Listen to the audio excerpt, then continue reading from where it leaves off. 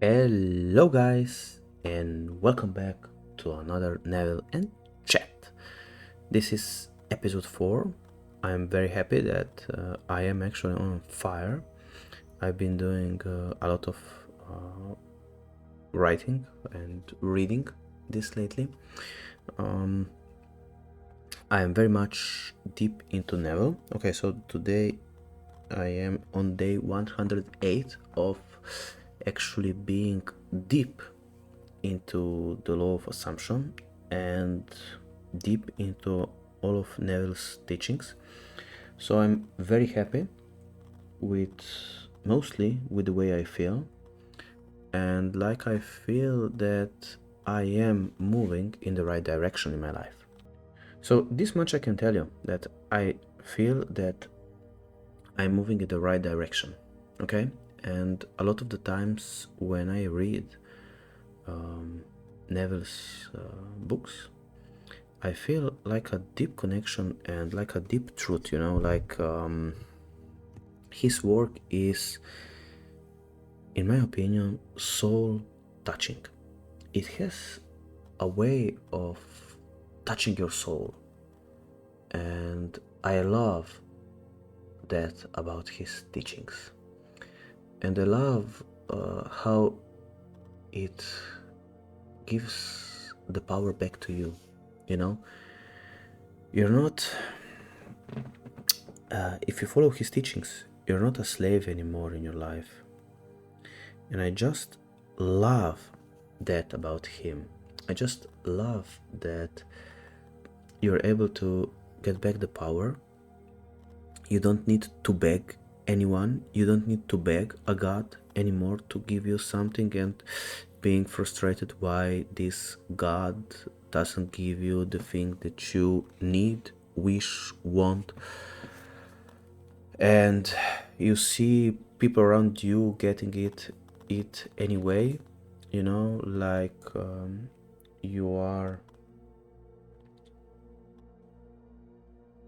you grow up believing that being a good person, good things will happen to you, and then you see the assholes getting away with everything, the money, with the girls, with the lifestyle, with happiness, etc. And while you're standing there with nothing and feeling like worthless, feeling like less than your worth, being told by the world that you're not good enough, etc. So I really hated that about all the other philosophies out there. And when I came to Neville, even the other line of thought, all the stoicism, philosophy, psychology, etc., all of them telling you what you cannot do, what you cannot be, to accept what you don't want, etc. And I was really, really fed up with that. And then I came across Neville, who says, don't accept it. And then you go further and you're told, don't accept it. And I was like, oh my god, this is wonderful. This is fantastic. I don't need to accept the shitty conditions that I live in. I don't need to accept the shitty relationships and etc. Being I don't have to accept being depressed. I don't have to accept feeling anxious, worthless, etc. I can change. I can move on the inside. I don't have to grind. I don't have to hustle. I don't have to do things that are ugly, things that are not beautiful, things that are not dear to me. I could move on the inside, and just like that, everything on the outside will also reshuffle and change. So I can be really who I am. And that's fantastic, marvelous. This is gorgeous, you know. You can have a life, the life that you want. And also, I love a quote from Neville when he says that, my dear, ask for what you want, not what other people want or what you think that you should want, but what you want. And that, my friends, is gorgeous. That's beautiful. You can ask and take in consciousness what you want to have. That's beautiful. Okay, that's a little bit of intro.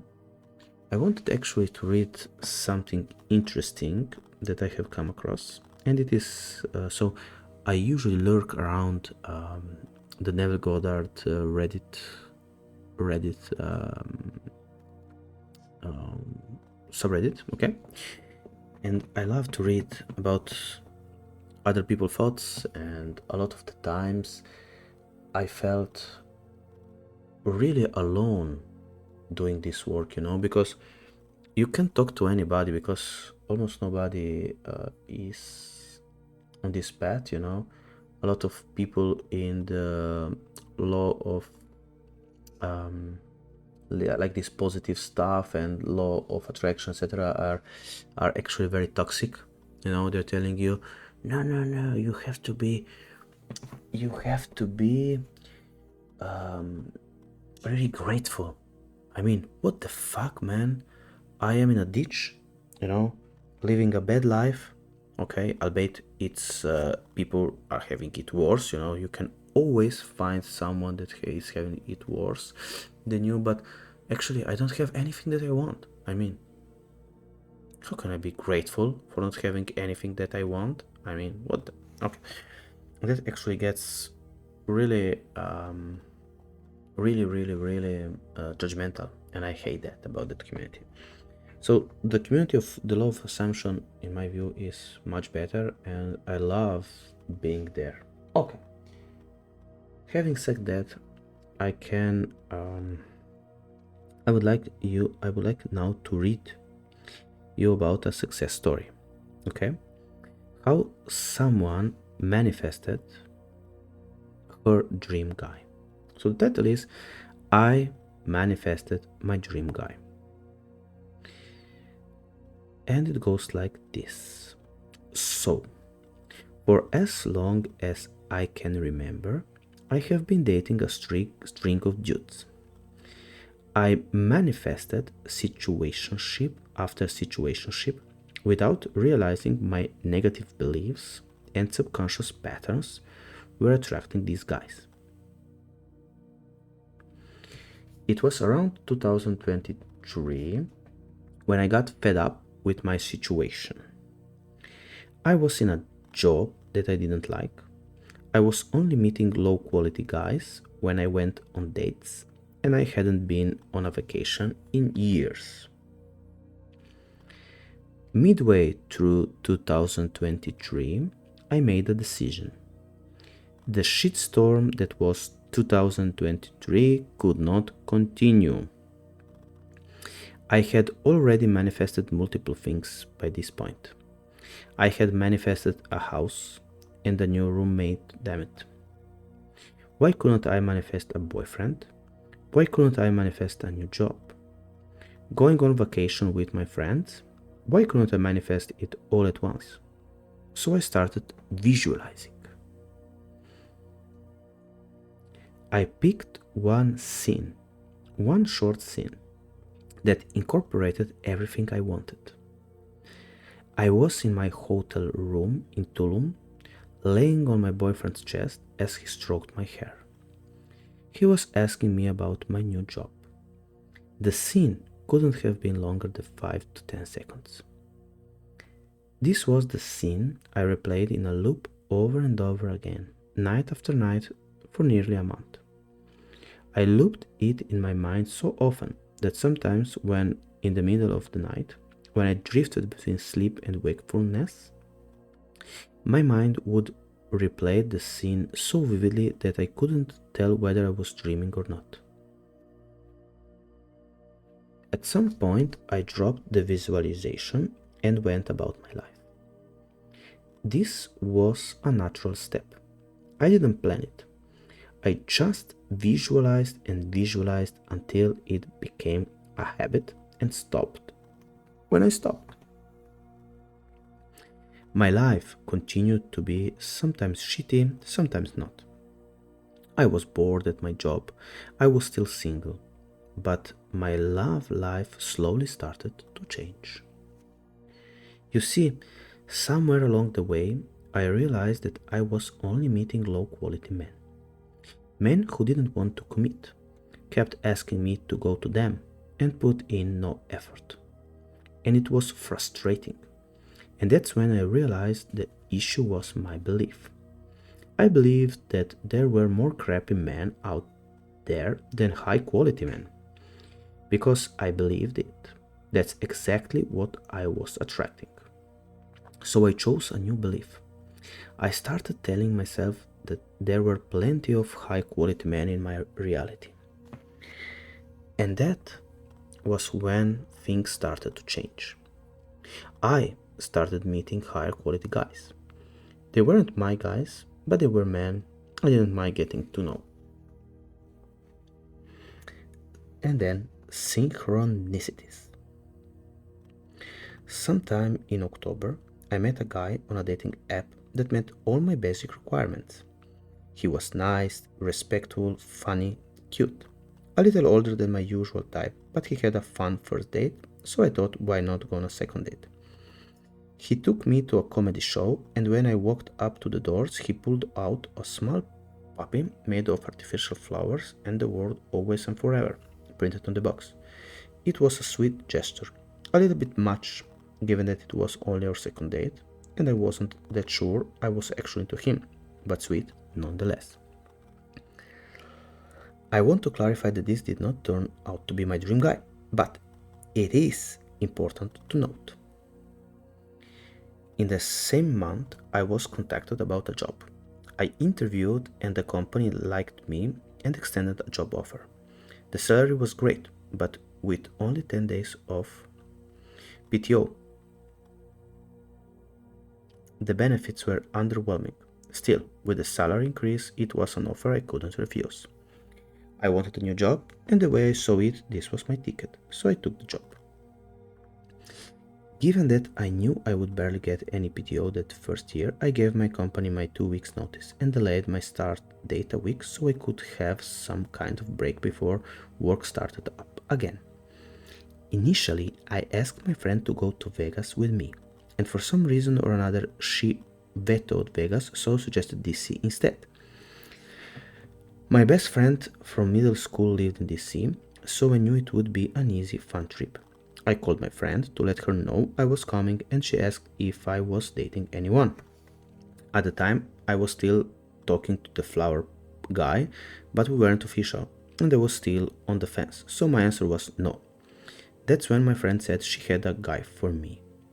I have to be honest, I was not open to meeting someone via being set up, especially not since we didn't even live in the same town. Still, I agreed to meet him as long as it was a group hangout and not a date. And yes, my not a date did turn into my boyfriend. There were a couple of signs from the universe that told me clearly that my boyfriend was the one.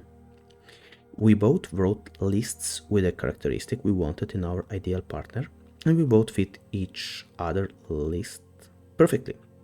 In fact, his list even said petite South Asian, and you guessed it, I'm a petite South Asian woman. On our first video call, I was playing with a rock I'd painted. It was red with a blue heart and affirmations on it. He saw it and picked up, you guessed it, a red rock. His had a blue balloon on it and affirmation written on it. Mind blown. So, my boyfriend and I got into a fight a couple of months into dating, and he sent me flowers. Mind you, he had never seen or heard of the fake flowers puppy from the guy I last dated before.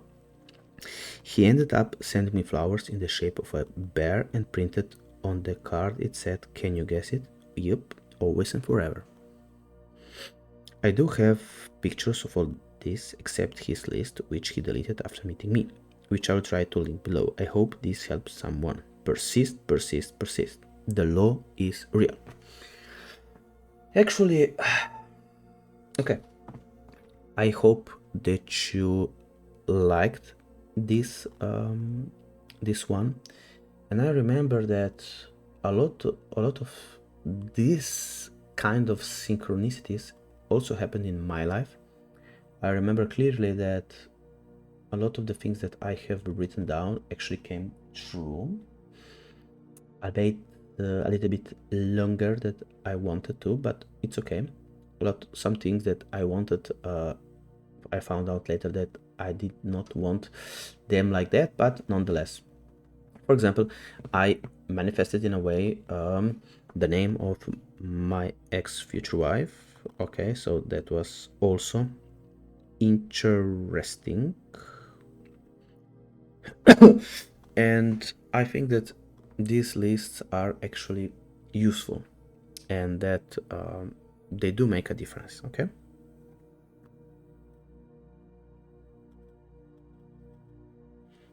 So we can read some beautiful comments.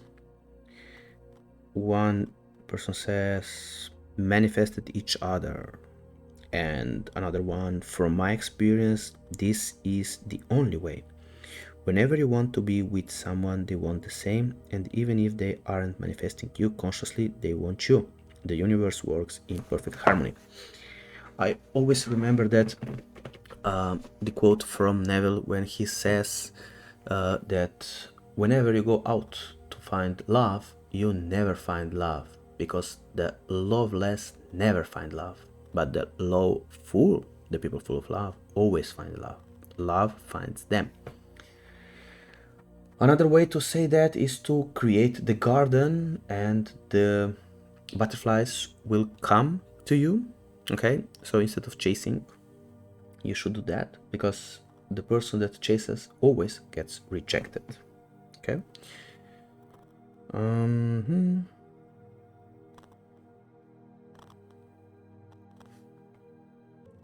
Then someone asks, when I do sats, I visualize different scenes.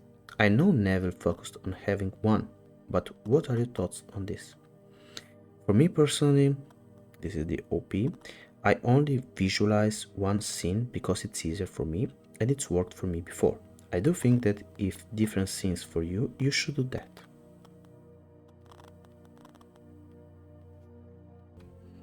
Okay, another interesting, I love reading also these comments, because you know, if we are all God, then God speaks in different ways, and I don't think that any one of us is any smarter than each other, so we can give help to each other and give us positive feedback. So an interesting comment also is, I also do different scenes, but I think my biggest shift happened when I started using the word assume when thinking about what I am manifesting. It gives me a feeling of knowing and reassurance and takes away any doubt. So in practicality, it goes something like this. I assume he is my husband, so obviously I am his wife. Or I assume today is a great day. I mean, why wouldn't it be? It feels a lot less needy and more matter of fact for me. So I think we just find whatever works for us and don't get too hung up on the traditional techniques.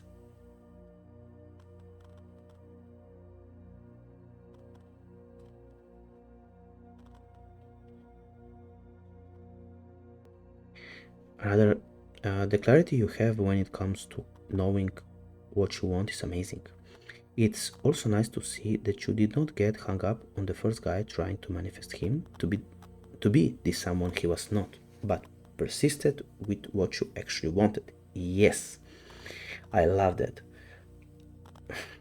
I love what we want, not what other people want of us.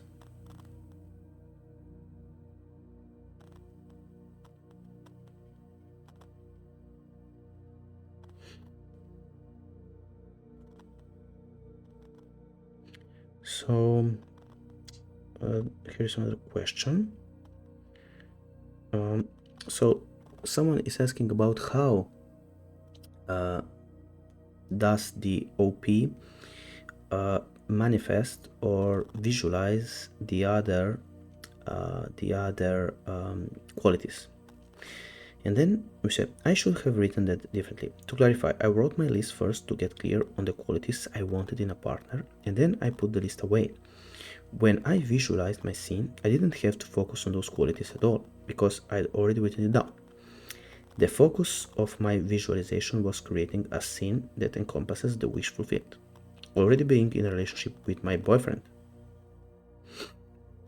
And then we have another answer. Many people get caught up trying to fit every detail into one tiny snapshot. Your response here clearly indicates that this is redundant because, and this should be obvious, we know what we want.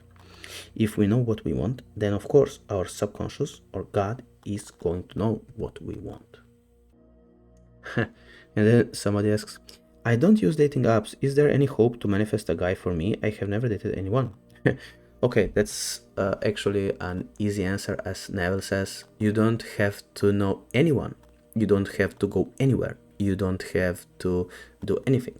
You just move internally and the bridge of incidences will come and put you there. It will feel natural, not forced, like doing something you don't want to do. And the clarification, yes, she didn't meet her boyfriend through an app in the end. And she met him through a bridge of incidents.